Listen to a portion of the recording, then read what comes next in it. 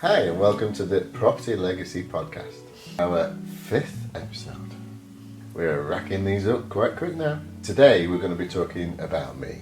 Obviously, I don't like talking about me at all, so it's just going to be me, and a little bit of Alice. Yeah, just a little bit of me talking, mainly asking the questions. Yeah. It's pretty much the format we've got around here. Yeah. As per usual, I will introduce us. My name is Alice Potter and this is my dad, Steve Potter. This is our podcast all about Dad teaching me about property investment and the property market as a whole, and hopefully teaching some of you along the way.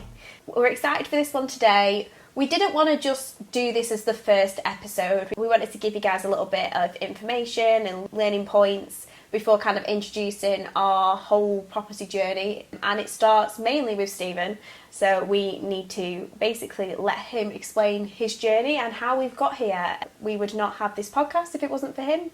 We would not have our business. So I think it's important to share Steve's story, and it's a really inspiring story. I think a lot of people will be able to relate to it or find it aspirational, and if you're just starting out in your property journey, it's a good place to start. I feel like there are no limitations to where you can get started with this type of thing, regardless of age or experience. It's all about if you've got the drive and the determination to do it, and we will be sharing all about that today.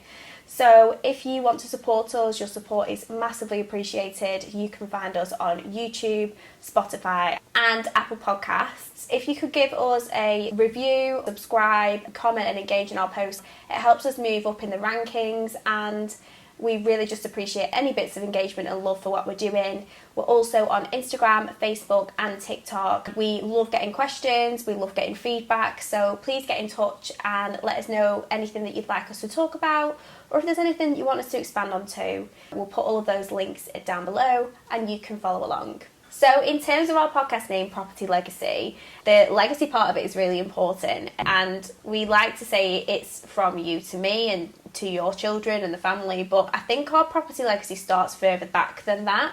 So do you want to talk a little bit about the Potter family in general and the background with property and where it's kind of started?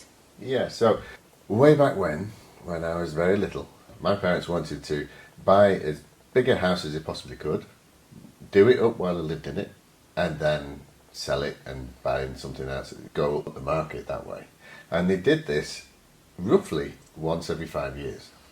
So we started off living in a very small terraced house in Bolton when I was born, but then by the time I was 2 we'd moved to Bacup and Brottenstall area, where we stayed for a few years while that was done up, and we moved again to Rochdale, and then we moved here, there and everywhere once every 5 years on average. What that allowed my parents to do was to buy properties that wouldn't have been able to afford. They were both teachers, so they weren't on great wages. But over the years, and the way that the property market moves is it doubles in value every 8 to 10 years. So it meant that they eventually got to the point where they were coming up to retirement, and they owned a detached property on an acre of land with a caravan site there, and I think they sold it for about 250,000, and then they managed to move somewhere else, and they bought properties in the lakes, and when they retired they started buying properties. So this has always been in my remit in my life. I've always been part of this thing where you would buy a property, do it up, and then sell it for more, then do it again and again and again. Nowadays we call it flipping. It's harder when you live in the property, because obviously when you rip a kitchen out or a bathroom out, it's very difficult then to have a family life and cook and do things. Yeah. So it can be difficult. Flipping house flips though, they're really back in trend now. Everybody's doing it. They're all over social media, so people find them really interesting to watch too, especially when you are living in it. Yeah. It can be a little bit chaotic, but I find them really interesting to watch, house flips. Yeah, it tends to be extremely stressful, living in the muck and a hectic environment where you've still got plasterboard hanging off the ceiling and still not quite got kitchens finished and that type of thing, and putting up with all this dust and mess. Obviously if you can do flipping without living in the property, even better. But for us it meant it was a gradual thing. Things got done up as we progressed through that 5 year period. It wasn't all get onto it like nowadays, where people try to turn it around within 6 months. So it's an easier, more sedate kind of way of doing it. But it really worked for my parents. It meant they amassed quite a few properties, a lot of value within these properties, and without stretching themselves too far. And it worked again and again and again. So they started buying some buy-to-let properties in 2000, and I'm an electrician by trade, so I tended to get the odd jobs to go and fix things, help rewire, help fit kitchens, do all this kind of stuff on these properties. And over time, I did that. I also, as we moved around, we moved house half a dozen times before you were about 6. 8. Yeah. Yeah. But we started off in a very small house that we renovated. It cost us £35,000. Oh God. Now worth probably about 130 or Yeah. something like that. But yeah, I was an electrician, so we rewired everything and we ripped the floors up and we did everything we possibly could. And we moved in, me and your mum moved in there with no furniture, and it was literally, you might have had a chair, a stereo, and that was about it. Something that I always remember from my childhood, I always remember there was always decorating and bits going on. But you and Mum are both very, very handy, and it's been good for me as I've grown up, because if I need to do something in my house, I will predominantly go to you, because obviously you have a lot more experience, but my mum is very handy too. Like, she knows her way around a paint and decorating job. Oh yeah, she can decorate, she can wallpaper, she can do things better than I can on that side. I tend to get more painting on myself than anything else. Yeah. But you know, it's just the way it's kind of worked. Over the years, we've bought houses, moved up the ladder, and sold houses and made money here, there, and everywhere. And so it's always been there, but I never did anything professionally. I never went into it properly. And then it got to a point in 2019 where my mum was trying to help buy the house that you're in now, and she was struggling because of her age and the fact that they had so many properties anyhow. So because when you're having mortgages on buy-to-lets and that type of thing, you're only really allowed to have about 9. Okay. Mortgage companies don't like it when you have too many mortgages. But it's daft, because if you've got lots of properties and you're doing well with it, and you can prove you're doing well with it, you should be able to get more money, but it's just one of those things. But it got to a point where she couldn't get a mortgage set up, so I stepped in and I bought the house, and that was our first buy-to-let, and that's the way we kind of got into this. And I realised that actually I didn't know enough about it. I didn't know how to set it up properly. Yes, we had a buy-to-let, and yes, we had somebody living in it, and we were earning some money out of it, but we were getting taxed a lot. We were not getting the best out of it. So I knew that there was got to be better ways of doing things. And over 2020, 2021, with COVID, I did a lot of research. I was working away in Scotland and Cumbria. I had quite a lot with my work, and I had a lot of downtime, so I got onto Facebook and looking at different ways of doing things. And that's where I found an advert from Touchstone Education. They're based in Doncaster. And Paul Smith is the owner. He was talking about commercial property, and it's something that I knew that it was a good area to be in, but I knew nothing about it. So I bought a course, an online course, because obviously nobody could do any physical courses.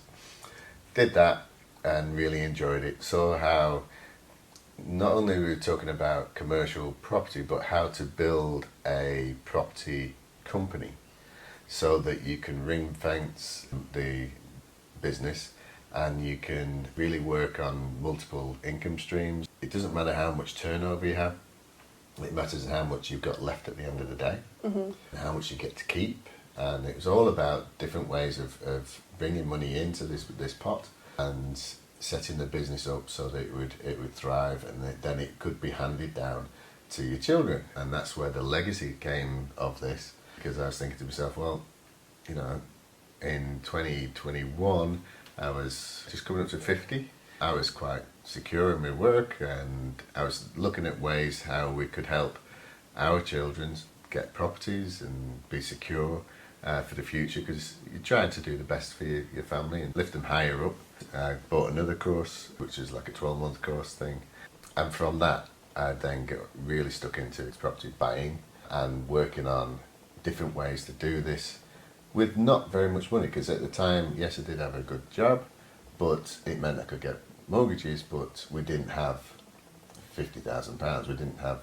We didn't even have a house we lived in at that time. So it was a case of doing things with the small amount of money we had to start the ball rolling, and things have got easier, things have got harder again, but it's just the challenge to go through it. I think the hardest thing was, once you'd done all of these courses, there's that many courses you could possibly do, you had to pick a particular strategy you wanted, exactly how to do it, and really go for it, because knowing something in theory is okay. It's like learning to drive a car. If you know in theory, yeah, you push this pedal, that pedal, and off you go. But actually doing it is totally different. And I think as well, in terms of the way that education works now, there is so much accessible, so many different companies online, so many courses that you can do, one-off courses, monthly courses, weekly, memberships. And it's incredible because you can really open yourself up to so many opportunities for yourself or your business. But it can be really hard with an oversaturated market, regardless of what kind of thing you're looking to learn about, to pinpoint exactly what you want to learn about strategy-wise. And some people, I've met countless people who've gone, I invested £500 in this course and it wasn't what I wanted it to be, and that's not what I expected it. And then other people have been like, I found this course and it was insane, it's completely changed my life, changed my entire financial life for the future. So it is, I think that it's a good thing that's kind of came out of COVID as well, because a lot more things got made as online virtual courses. And the fact that you found Touchstone from using social media and doing research, it's the same way that people find us now. Well, this is it. We went from zero property in 2019 to where we are today, where we've got a property portfolio of 1.5 million or just over. Doesn't mean I have millions of pounds in the bank.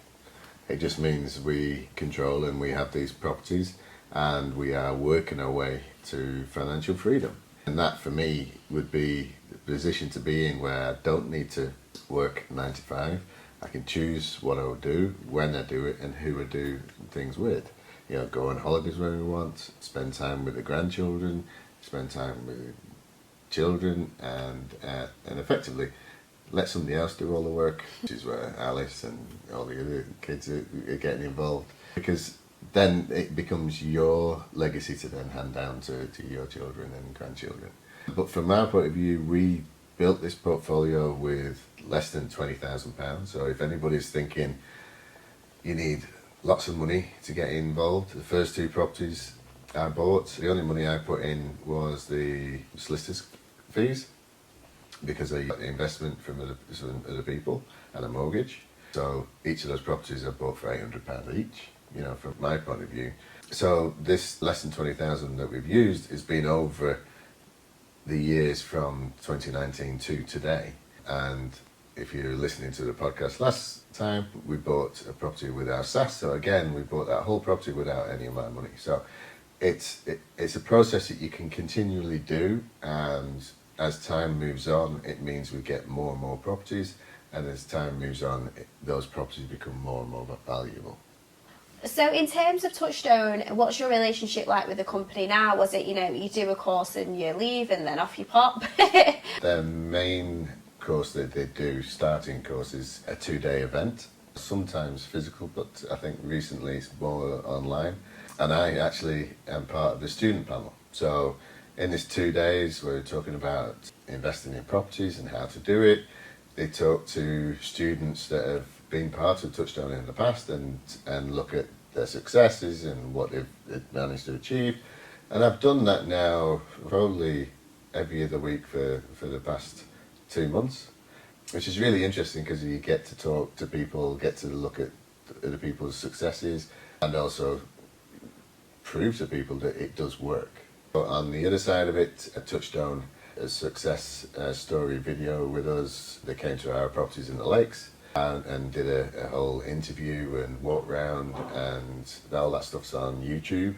It was such a lovely day as well, and I came along, so myself and one of my sisters, Chloe, came, and it was so nice to be part of it and to kind of watch to be part of the filming process as well, just to kind of sit and all of that hard work be put down to this one video, and it kind of you being celebrated for that and that success story. It was lovely to be a part of, and in that moment whilst we were doing that filming, yeah, it was a really nice highlight in terms of where we've been and where we are now. I've said it already, but without Steve we wouldn't be here doing this, we wouldn't be here with our companies, so it really is like a testament to the amount of work that you put in. So Touchstone is run by Paul Smith and his wife. They set up the company a few years ago now, and then since then Gordy and Abby have come along to kind of support the business running while they basically enjoy themselves in the sun in the south of France. They've made themselves into multimillionaires, you know, private jets and all that kind of stuff. Like I said, we're not there yet, but hopefully soon.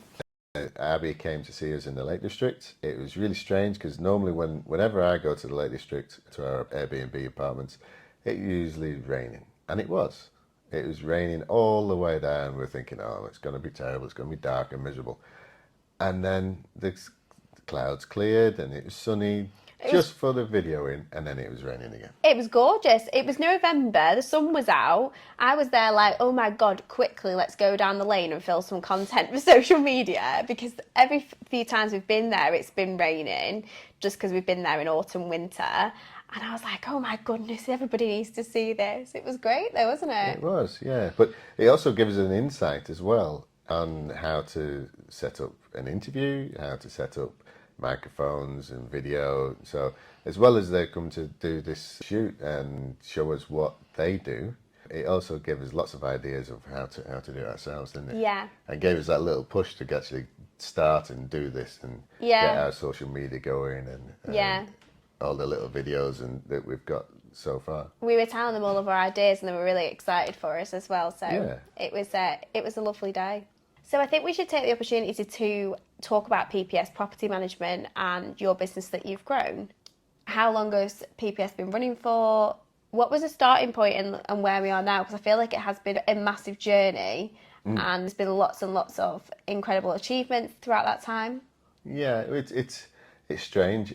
Again, in 2019, it started in that same year. Effectively, I was working on shifts, working 4 on, 6 off. So I had a lot of downtime. And Debbie, my wife, she's got her business she was running, she's doing ironing. And I didn't really want to be sat at home watching her iron all day. It's not my thing. It's just not one of those things. So I was playing golf, but you can't play that every day, and definitely not in the winter around Blackpool. So I started to do some handyman work, and slowly but surely started doing other jobs for landlords in the area and built up a little bit of a business, only very small, until 2020 when obviously COVID hit and we suddenly started to get access. As a tradesman, we could go and work on properties while everybody else was locked down. And at the time we had a property that we were fully renovating, so we just carried on with that. And it allowed us to build this company, and in 2021 we made PPS into a limited company with 3 directors and at the time 1 employee. And it's kind of grown from there. So now we have 2 directors and we've now got 3 daughters, including Alice in the company, and myself and my wife. And it just allows us to kind of secure employment for our kids, housing for our children. And I think that's the biggest success, is the fact that 1, we're still going. 2, we generate money that kind of keeps everybody going, gives a salary to 3 daughters, keeps a roof over everybody's head. And the future is that we're just going to keep building and making more properties. And we have a mission to kind of improve property standards in the area and make properties a win-win for landlords and tenants. So for PPS Property, what would you say are the biggest achievements so far over the last 4 years? It's been really good to get the property set up. It's the fact that 4 out of 5 children have properties that we either own or that we manage. The houses for our children are secure. 4 out of the 5 work for PPS or one of our companies, so it's securing their employment and it's helping to secure the future. And it also means that together as a family we are making sure that this business will continue on as a legacy and building to financial freedom for everybody. The whole point is to build something that will just keep going and keep providing us with employment and housing, and do that for our grandkids as well when they're old enough to be apprentices and the office staff and all these kind of things if they want to. They don't have to. We have this ongoing joke because currently there are 6 grandsons in the family, aren't there? Mm-hmm. So we have this ongoing joke that we need to get one of each of them on a different trade. That would be great for PPS. Yeah. Box them all off, give them all a different trade. I mean, it's good to learn a trade anyway. And we'd be sorted. We wouldn't have to get any contractors in. And they'd always have work to do. Yeah, well, that's the thing. It's the business at the moment is still quite small, but we manage 30 properties. We do renovations. Last couple of years we've done 4 or 5 renovations a year.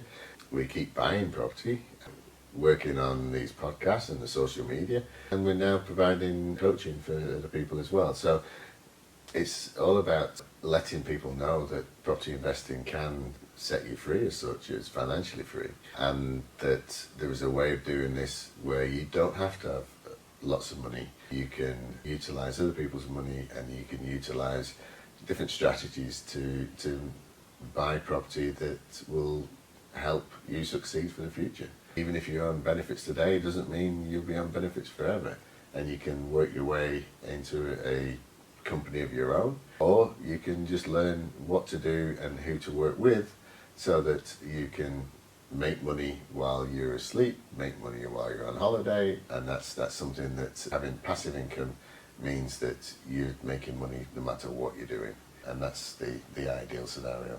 And in terms for the future, what are your kind of goals for the business? Well, the goals for the business is to increase in size. So we want to not necessarily increase the employees, but we want to increase the number of properties that we manage and the number of projects that we're involved with. But to do that, we won't be able to do all the work ourselves. We'll have to utilise our contractors that we have that work for us as well. Myself, I'll have to concentrate more in the office and kind of steering the business forwards. I'm now 53, my knees are giving up, and it's not as easy. He's only got a few more years of wallpapering left in him. Wallpapering is easy. It's getting down on your knees to do plumbing and electrics and trying to get back up. That's the hard thing. But it's one of these things. As you get older, you need to get other people to do the work, and we have got a good group of contractors that we work with. But we can see that we can operate nationally for most of our business and help lots of people utilise their talents and utilise their passion for generating business in the future. Locally, we can work with the council and we can work with local charities to make sure that we can help the community move forwards, as well as making money as we go. It's not just about making money and being the so-called landlord and getting as much out of it as possible. It's got to be that win-win scenario that everybody succeeds. Of course, and I think living in Blackpool especially, I think any area would get stick for different things. And there's always going to be good and bad parts of any areas and anywhere that you live. But for us, it's making sure that we can provide affordable housing. We can make sure that there's less empty properties that nobody's living in. There's a housing crisis, and we'll continue to talk about this. So whatever we can do to assist with that and to provide safe homes for people, that is a huge goal for the future. No matter who you are, you need to have safe and secure housing for you and your family.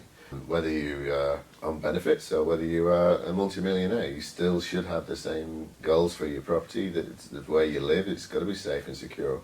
It's got to be a nice, warm place to live. And if it's not, If it's damp and miserable and horrible, then nobody's going to be happy. No. So we need to make sure that we work with different landlords, and we work with the council, and we work with different people to bring in better standards of living in the area.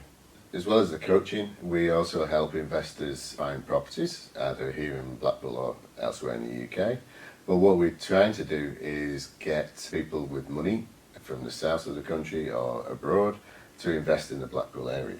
And by doing that, we can then get the properties done up, and we can help people make money at the same time, but we can also give good property management practices a go and make sure that we help property investors and tenants get the most out of their properties. And we've built up quite a nice network over the last year. Steve has been very busy on LinkedIn and has created our property networking group. So it's a free group. We've got currently over 500 members in there. 530. 530. So it's a very active group. We've got lots of different people that are property related in there from the UK and beyond. And Steve has just worked with a couple of other people and launched a monthly networking event in Manchester called the North West Property Network. Yeah, so it's for the Manchester and North West area for anybody that's involved in the property investing. So whether you're a property investor, whether you're in the trades, whether you are an architect, or whatever part of the remit you provide services for, you can get involved. It's a non-profit, so we're not going to be trying to sell to anybody. We're not going to be putting speakers on to bore people to death. It's all about networking for the future. There is a £2 fee, which is £2.88 when you add on Eventbrite's processing fees. But that's just to help us pay for the venues and anything we need to, advertising and that type of thing. And if there's anything left over at the end of the year, we're going to then donate that to a homeless charity. Oh, amazing. So they're going to be the second Tuesday of every month. Yes. And again, we'll put all of that information in our captions. So if anybody is interested in coming along, and you will know all the information. Yeah. So we hope you've enjoyed listening along today. It's been a little bit more of a personal episode, but hopefully there's lots of things that you can take from this and use Steve as an inspiration in your property investment journey. If you have any questions for us as normal, you can comment on any of our platforms and we will get back to you. If there's any ideas of things you'd like us to do podcast episodes about, please do get in touch. You can find us on our social media platforms. Thank you for listening to us, and we hope that we've inspired a couple of people to start property investing, or if you have already been property investing but didn't know about how to invest in different ways. But you can catch us on our socials, Facebook, Instagram and TikToks. It'd be great if you could like this video and subscribe, or if you're listening to us on Spotify and Apple Podcasts, give us a 5-star review. It really helps us to get this out to as many people as possible, and hopefully we can help other people do what we're doing and become financially free. Perfect. Thank you. Bye. Bye.